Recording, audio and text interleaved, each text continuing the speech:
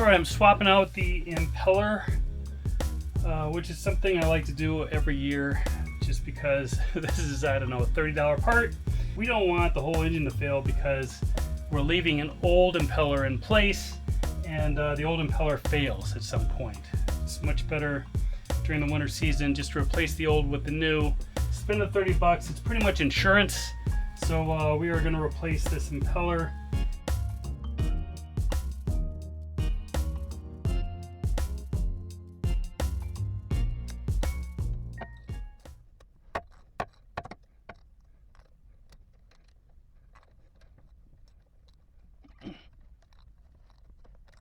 Silverheels is currently on the hard, so I don't have to worry about closing the through hole for the water intake.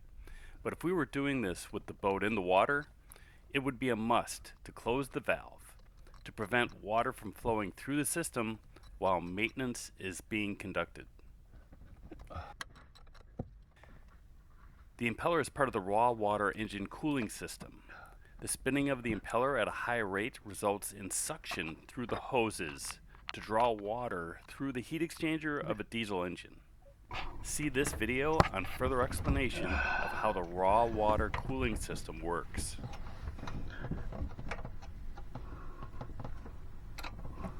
I'm using two punch tools here, like chopsticks, to pry the impeller out of the housing.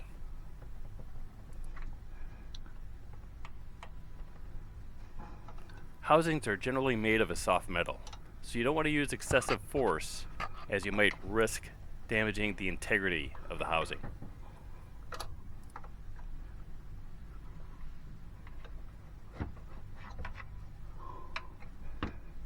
The punch tools have blunt ends to decrease the possibility of damage either to the housing or to the impeller. There we go. There, that looks pretty good. We want this silicone grease or lubricant on the impeller because when you put in a new impeller, the whole system's going to be dry, right? There's no water in there. It needs to draw the water from the water pump to ultimately cool the engine. This is the impeller that does that. But when it first starts up, it's going to be dry. That's not great. And we don't want it to immediately disintegrate while it's dry, right? So we are going to basically put some lubrication on there so that it spins without getting caught or hung up or anything like that. We'll add a zip tie onto that impeller so that it inserts very easily.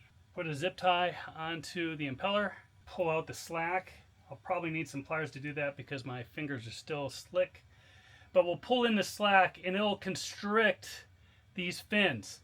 It really doesn't matter which way the fins end up bending. When we put it in there against the cam, you know, some people want to try to get the fins just right so that they're pointed in the right direction from when this thing normally spins. But that is not important to my understanding. My understanding is that actually it can back and then start. So getting the fins right in there, to my understanding, is not a big deal. So constricting this, the fins from all I care can go akimbo, and that might be true here too. Generally, you can see that these fins bias in one particular direction after a year of use. And you can see that even though that's true, there's some fins that are kind of akimbo here. Well, I got a good news, bad news proposition here.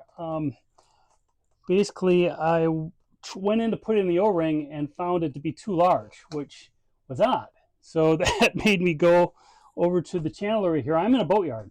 And I got the replacement impeller and O-ring from the yard store here. And I went back and said, hey, this O-ring's too big. Are we sure we got the right parts? And they said, you know what?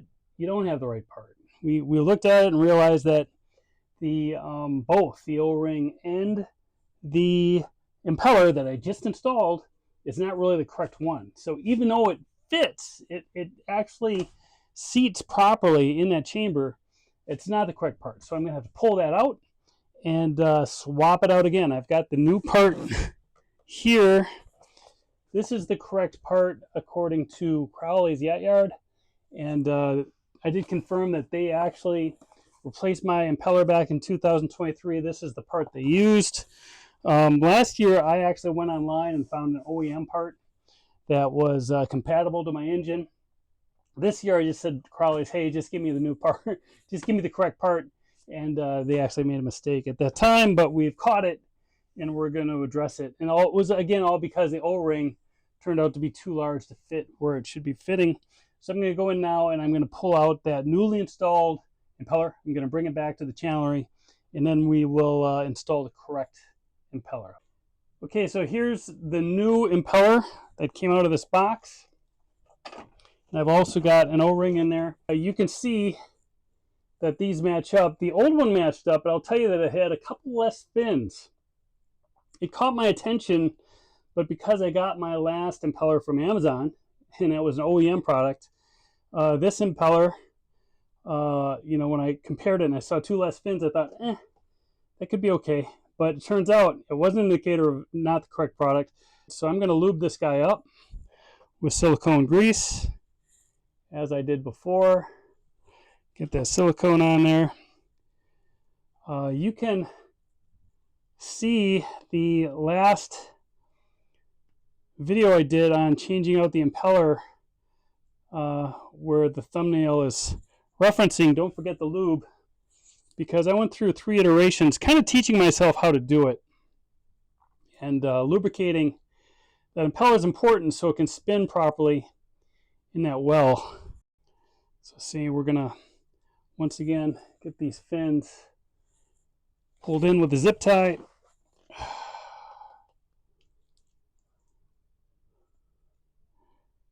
There we go. There. Okay, so now we've constricted this thing. We pulled it in pretty tight, which is good. So we can just simply push this guy into the well, which is what I'm going to do now. Here we go.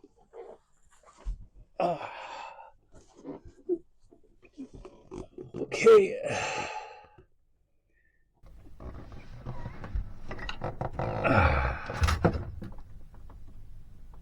Yeah.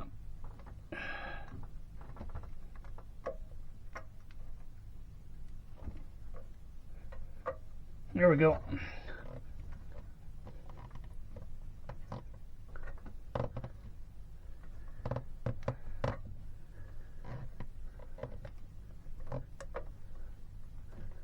All right, now we're going to do a quick little lube application to the O-ring.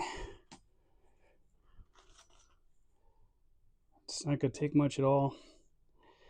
And we're going to install this in that chamber before putting on the cover, and then we'll just reinstall that cover and we'll be happy. Okay, there we are.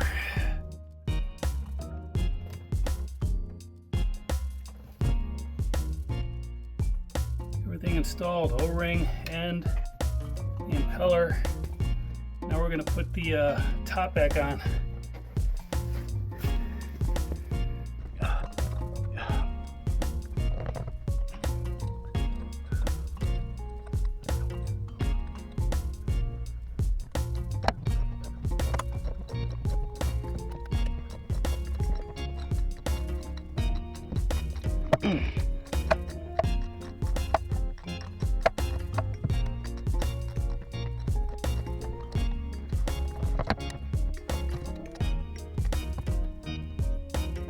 So if you use the zip tie trick, make sure that you push the impeller through the zip tie.